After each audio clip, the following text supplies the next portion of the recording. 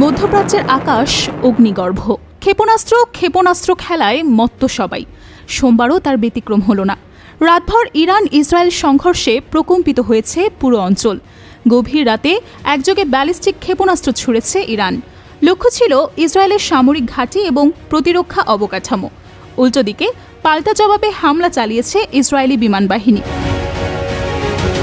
ইরানি হামলার কাছে ইসরায়েলি প্রতিরক্ষার প্রাচীর আয়রন ডোম অসহায়। দুপুরেও ইরানের আক্রমণে সাইডেনে কেঁপেছে ইসরায়েলের সীমান্ত শহর।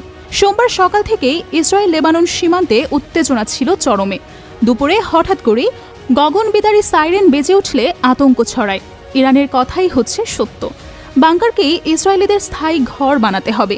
বাংকারের বাহিরে এলেই বিপদ।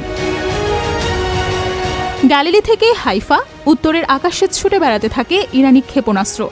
মানুষ ছুটে যায় বাংকারে, শিশুদের কোলে নিয়ে আশ্রয় কেন্দ্রে দৌড়ায় পরিবার। আকাশ জুড়ে আতঙ্ক, আগুনের ফুলঝুরি ঝরতে থাকে চারপাশে। চোখের সামনে দেখা যায় ক্ষেপণাস্ত্র প্রতিরোধের দৃশ্য। ডেভিড স্লিং এবং অ্যারো সিস্টেম প্রতিরক্ষা ছুড়ে দিয়ে থাকে পাল্টা ক্ষেপণাস্ত্র।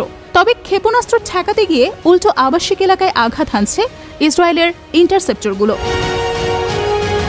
তাই সব ইরানি ক্ষেপণাস্ত্র থামানো যায়নি। কয়েকটি ব্যালিস্টিক ক্ষেপণাস্ত্র হাইফার একটি আবাসিক এলাকায় আঘাত হানে। প্রথমে মনে হয়েছিল এটি ইসরায়েলেরই এক ব্যর্থ ইন্টারসেপ্টর, কিন্তু পরবর্তীতে তদন্তে বেরিয়ে আসে ভয়ঙ্কর তথ্য। এটি ছিল মূলত একটি ইরানি ক্ষেপণাস্ত্র, যার ওয়্যারহেড অংশটি মাঝ আকাশে বিভক্ত হয়ে নজর এড়িয়ে সরাসরি মাটিতে আঘাত হানে। বিস্ফোরণে আহত হন ৩ জন। ভাগ্যক্রমে কেউই নিহত হননি। ইসরায়েলি সেনাবাহিনীর স্বীকারোক্তি এটি ছিল ডিটেকশন ব্যর্থতা। ইসরায়েলি বাহিনী দাবি করছে এটি ছিল একটি প্রযুক্তিগত ত্রুটি। এই ভুল ভবিষ্যতের জন্য ভয়াবহ সংকেত, বলছেন সামরিক বিশ্লেষকরা। সকালের আলো ফোটার আগেই পাল্টা আক্রমণ চালায় ইসরায়েল। আকাশে ওড়ে অন্তত 15টি ফাইটার জেট। হামলা চালানো হয় ইরানের কেরমানশাহ এলাকায়।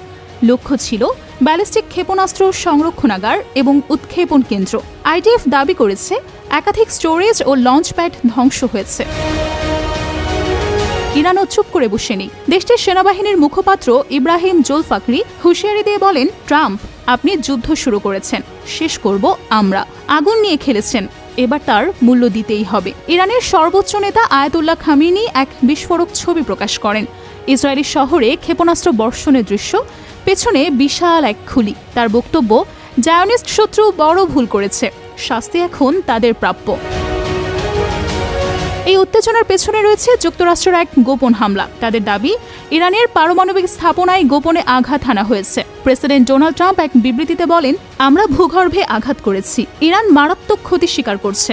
তবে ইরান বলছে ওসব গল্প, বাস্তবে তেমন কিছুই হয়নি। বিস্তৃত হচ্ছে যুদ্ধ, সক্রিয় হচ্ছে হিজবুল্লাহ, হুথি মিলিশিয়ারা। বিশ্লেষকদের মতে ইরান ইসরায়েল এখন সরাসরি যুদ্ধাবস্থায়। যুক্তরাষ্ট্র যুক্ত হওয়ার এটি মধ্যপ্রাচ্য জুড়ে বড় সংঘাতে রূপ নিতে পারে।